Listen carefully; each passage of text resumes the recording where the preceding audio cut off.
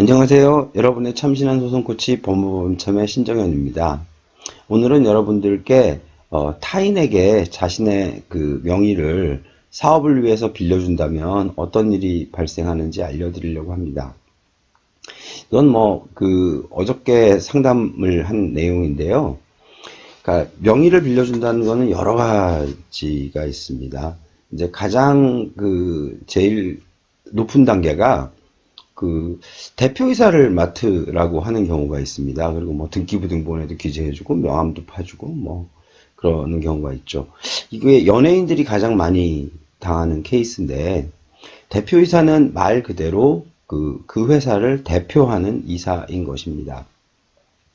거기다 등기까지 되어 있으면 이거 진짜 대표이사로서 그 대표이사는 그 법인에 대해서 어떤 책임을 지게 되냐면, 개인적으로는 그 직원들의 급여, 퇴직금 등에 대한 책임을 형사적으로 지게 되어 있습니다. 만약 퇴직금이나 급여가 밀려 있다면 대표이사가 형사처벌을 받게 되는 것이죠. 그 다음에 근로기준법들에 규정된 여러 가지 사항들을 대표이사에게 책임을 묻고 있습니다.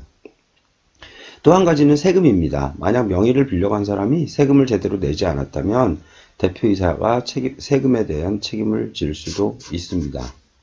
그 다음에 대표이사를 한다면 여러 군데서 그 회사가 돈을 빌릴 때 연대보증을 쓰는 경우가 많이 있습니다. 그리고 이제 보통은 통장하고 그다음에 인감증명하고 이런 인감 도장 같은 것들을 빌려달라고 요구를 하죠. 이런 거 빌려줘서 잘못 보증을 쓰게 되면 나중에 그 회사가 망하거나 했을 때, 갚을 능력이 없을 때 대표이사가 대신 책임져야 되는 수가 생깁니다. 그러니까 대표이사라는 자리는 진짜 자기가 할 것이 아니면 절대로 남에게는 빌려주어서는 안 되는 것이죠.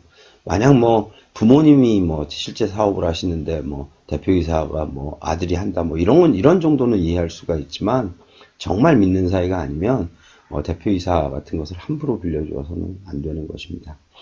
또 한 가지는 이제 대표이사 말고 이사가 되는 경우도 있는데요. 이사는 그 대표이사의 경우보다는 약간 책임이 덜하기는 합니다만, 만약에 등기이사가 된다면 제3자에 대한 연대보증 책임을 지게 돼요. 이건 뭐냐면, 회사가 어떤 잘못을 했을 때 그 회사로부터 피해를 받은 사람들은 그 이사들에게 연대보증 책임을 물을 수가 있습니다. 그래서 이 부분도 대표이사에 비해서는 조금 책임이 덜하지만 상당한 책임을 받을 수 있다라고 알아두시면 좋겠고요. 그 다음에 이제 개인 사업자의 경우에 사업 명의를 빌려준다는 것은 앞에 대표이사의 명의를 빌려준다는 것과 똑같습니다. 나중에 실질적으로 형사적인 문제가 벌어졌을 때는 내가 실제로 사업을 운영 안 했다라고 이제 경찰에다가 사실상의 사업자가 아니다라고 얘기할 수는 있겠지만, 사업 명의를 빌려준 것에 대한 책임은 물려줄 수밖에 없고, 세금에 대한 책임, 그 다음에 아까 얘기한 근로자들의 급여나 퇴직금에 대한 책임은 명의를 빌려준 사람도 질 수 있다는 사실을 꼭 알아주셨으면 합니다. 그 다음에 이제 조금 덜한 것이 요즘 사업을 하도 여러 가지 방식으로 많이 하니까 온라인상에서의 온라인 명의를 좀 빌려달라 이런 경우가 있습니다. 이 경우에도 여러 가지 위험성이 따르는데, 만약 계정을 빌려줘서 이런 게 정보통신망법 위반이라든지 아니면 명예훼손 같은 것에 걸린다면 당연히 경찰은 명의자를 먼저 수사를 하겠죠. 그리고 각종 형사 책임이나 민사 책임에서 좀 빠져나가기가 약간 귀찮은 경우가 발생할 수 있습니다.